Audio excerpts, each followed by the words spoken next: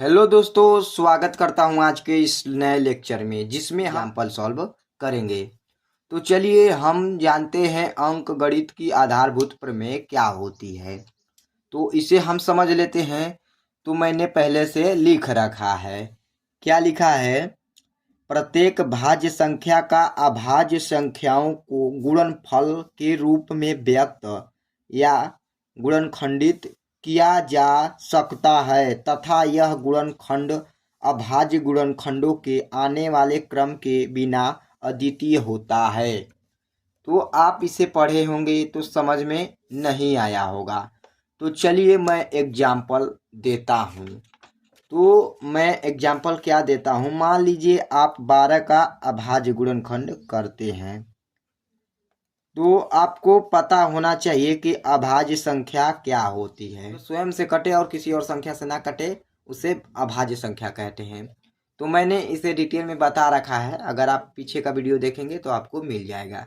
तो चलिए इसका हम अभाज्य गुणनखंड करते हैं। तो 2 से इसे कट करेंगे तो ये 6 हो जाएगा, फिर इसे 2 से कट करेंगे तो 3 हो जाएगा, और फिर इसे 3 से कट करेंगे तो यहाँ पर 1 हो जाएगा। तो क्या कहा है कि गुणनखंड के रूप में व्यक्त किया जा सकता है। तो कैसे? जैसे 12 को इस साइड लिखेंगे और इसे कैसे लिखेंगे, 2 × 2 × 3। अब इसे हम कैसे लिख सकते हैं? इसे ही कहा है कि इस तरह हम व्यक्त कर सकते हैं अभाज्य संख्याओं को। तो 2 भी अभाज्य संख्या है, 3 भी अभाज्य संख्या है। तो इसे इस प्रकार भी लिख सकते हैं, 2 की पावर 2 इंटू में 3 की पावर 1। तो यही कहा है कि इसी प्रकार भी हम लिख सकते हैं।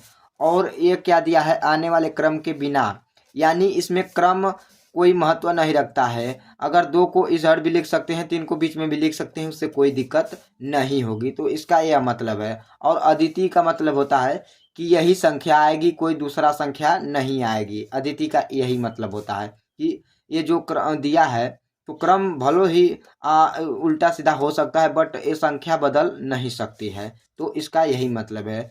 तो आपको ये समझ में आ गया होगा। मैं तो आपको इसी तरह यह प्रमेय बता दिया, अगर मैं नहीं बताता तब भी आप सवाल को सॉल्व कर लेंगे। तो ऐसे सवाल पूछेगा इसमें व्यक्त करने के लिए, और भी पूछेगा कि अभाज्य गुणनखंड विधि द्वारा आप HCF LCM ज्ञात कीजिए। हालांकि हमने HCF निकालना पिछले वीडियो में सीखा था यूक्लिड विभाजन प्रमेयिका द्वारा। तो हम अब यानी अभाज्य गुणनखंड विधि द्वारा निकालना सीखेंगे। तो उम्मीद करता हूँ आप लोगों को यह प्रमेय समझ में आई होगी। चलिए अब हम 2-4 एग्जाम्पल लेते हैं और उससे समझने की कोशिश करते हैं इस टाइप का कि कैसे इसको अब गुणनखंड के रूप में, गुणनफल के रूप में व्यक्त करते हैं। चलिए सीखते हैं। तो हम 3 एग्जाम्पल लिए हैं, 15 लिए हैं, 20 लिए हैं, 24 लिए हैं। तो इसे दूसरा मान लेते हैं और इसे तीसरा। तो इसे कैसे लिखेंगे उस प्रमेय के हिसाब से, इसे पहले अभाज्य गुणनखंड करेंगे, उसके बाद गुणनफल के रूप में व्यक्त करेंगे। तो चलिए इसका अभाज्य गुणनखंड हम करते हैं। उम्मीद करता हूँ आप लोगों को अभाज्य गुणनखंड करना आता होगा, वैसे भी आप सीख जाएंगे। तो इसे कैसे कट करेंगे, ये 2 से नहीं कटेगा तो यहाँ पर 3 लिखेंगे। तो 3×5 = 15, यहाँ पर 5 होगा, और 5 अभाज्य संख्या है जो स्वयं से ही कटेगा, तो यहाँ 5 लिखेंगे और यहाँ 1 हो जाएगा। तो इसे हम कैसे लिखेंगे, यहाँ पर लिखेंगे 15 बराबर क्या लिखेंगे, 3 × 5। इसे हम व्यक्त कर दिए अभाज्य संख्या के गुणनफल के रूप में। ये भाज्य संख्या है, ये अभाज्य संख्या है। भाज्य संख्या क्या होती है, मैं उसका भी डिफिनेशन बता देता हूँ कि कोई भी संख्या अगर उसका गुणनखंड 2 या 2 से अधिक के रूप में लिखा जा सकता है तो उसे भाज्य संख्या कह सकते हैं या होती है। या फिर उसका गुणनखंड 2 या 2 से अधिक होना चाहिए, अभाज्य गुणनखंड 2 या 2 से अधिक संख्या होनी चाहिए। तो ये भाज्य संख्या है और ये अभाज्य संख्या है। चलिए इसका हम करते हैं। तो यहाँ पर क्या लिखेंगे, लिखेंगे 20। अब इसका भी अभाज्य गुणनखंड करेंगे तो 2 से कट जाएगा, तो यहाँ पर क्या होगा, 10 होगा। और इसे 2 से कट करेंगे तो यहाँ पर 5 होगा, और इसे 5×1 = 5 यहाँ से कट जाएगा। तो इसे भी इसी प्रकार हम लिखेंगे अभाज्य गुणनखंड के गुणनफल के रूप में। तो 20 को यहाँ पर लिखेंगे, बराबर में कितना होगा, 2 होगा, इंटू 2 होगा, इंटू 5 होगा। अब एक बार कार मैंने और बताया था कि यह 2 बार है तो इसकी घात 1 है तो गुणा में घात जुड़ जाती है। तो ये सेम है बेस, तो घात जुड़ जाएगी, तो 20 बराबर कैसे लिखेंगे 2 की पावर 2 इंटू 5, ऐसे भी लिख सकते हैं, इससे कोई दिक्कत नहीं है। चलिए 24 का भी हम आज अभाज्य गुणनखंड कर देते हैं। ये मैं आपको अपने तरफ से एग्जाम्पल बनाकर सेट करके बता रहा हूँ। अभी एनसीईआरटी बुक का एग्जाम्पल सॉल्व करेंगे। तो ये क्या है 24 है, और इसे हम कट करेंगे 2 से, तो ये कितना होगा 12 होगा। फिर 2 से कट करेंगे तो ये हो जाएगा 6, फिर 2 से कट करेंगे तो ये 3 हो जाएगा, फिर यहाँ पर 3 से कट करेंगे तो 1 हो जाएगा। तो आप पूछेंगे कि यह 2 से क्यों नहीं कटा, तो मैं आपको बता दूं कि दशमलव में संख्या नहीं लेनी है। 3 स्वयं से ही कटता है, और किसी और संख्या से काटेंगे तो दशमलव में संख्या आएगी, क्योंकि 3 अभाज्य संख्या है, 2 भी अभाज्य संख्या है। अभाज्य गुणनखंड का मतलब ही होता है कि हम अभाज्य संख्या लेते हैं, भाज्य संख्या नहीं ले सकते। तो इसी गुणनखंड के रूप में लिख देते हैं। तो कैसे लिखेंगे, यहाँ पर लिखेंगे 24 बराबर 2 गुणते 2 गुणते 2 गुणते 3। ये 3 बार है, तो कैसे लिख सकते हैं, इसे हम 2 की पावर 3 इंटू 3 लिख सकते हैं। हो गया कि नहीं, 2 दूना के 4, 4 दूना के 8, 8 लिखे 24। तो मैं आपको एग्जाम्पल बता दिया। अब चलिए एनसीईआरटी बुक का सवाल लेते हैं और उससे समझने की कोशिश करते हैं। यह उदाहरण 3 है एनसीईआरटी बुक का। इसमें क्या दिया है, व्याख्या कीजिए कि 3 गुणते 5 गुणते 7 प्लस 7 एक संयुक्त या भाज्य संख्या क्यों है। तो चलिए सबसे पहले जो दिया है उसे लिख लेंगे। तो क्या दिया है, लिखेंगे 3 गुणे 5 गुणे 7, और प्लस में क्या दिया है, 7। तो इसे बताना है कि यह भाज्य संख्या क्यों है। तो चलिए इसे हम सॉल्व करते हैं। तो हल में लिखेंगे, लिख दिए हल। क्या लिखेंगे, तो सबसे पहले आपको पता होना चाहिए कि भाज्य संख्या किसे कहते हैं। हालांकि मैंने अभी अभी बताया, फिर भी मैं आपको बता देता हूँ कि कोई अगर संख्या है तो उसका गुणनखंड 2 या 2 से अधिक होता है तो वह भाज्य संख्या होती है, और जिसका गुणनखंड 2 या 2 से अधिक नहीं होता है तो वह अभाज्य संख्या होती है। फॉर एग्जाम्पल के लिए अगर 4 लेंगे, 6 लेंगे, 8 लेंगे, 10 लेंगे, 12 लेंगे, तो ये सभी डैश डैश करके इसका अभाज्य गुणनखंड करेंगे तो 2 या 2 से अधिक आएगा। या फिर ये भी कर सकते हैं कि जिसका अभाज्य गुणनखंड संभव है उसे हम भाज्य संख्या या भाज्य संख्या कहते हैं। तो चलिए इसे सॉल्व करने के लिए हम क्या करेंगे, सबसे आसान तरीका है, इसमें से 7 को कॉमन ले लेंगे। तो ले लेते हैं, तो 7 को कॉमन ले लेंगे तो ये कितना हो जाएगा, ये बगल में लिख लेंगे, और ये कितना होगा 3 इंटू 5 हो जाएगा, और प्लस में 1 हो जाएगा। तो इसे जोड़ देंगे तो 7 को बाहर ही रहने देंगे, 3 5 15 प्लस 1 16 हो गया, और नीचे लिखेंगे तो 15 1 16, ब्रैकेट हटा देंगे तो इंटू में आ जाएगा। तो इसमें क्या हो गया, तो इसे तो ये संख्या तो 2 गुणनफल के रूप में आ गई 7 और 16, तो ये 7 से भी डिवाइड हो जाएगी और ये 16 से भी डिवाइड हो जाएगी। तो ये क्या हो गई, भाज्य संख्या हो गई। तो अब इसे क्या लिखेंगे, लास्ट में लिखेंगे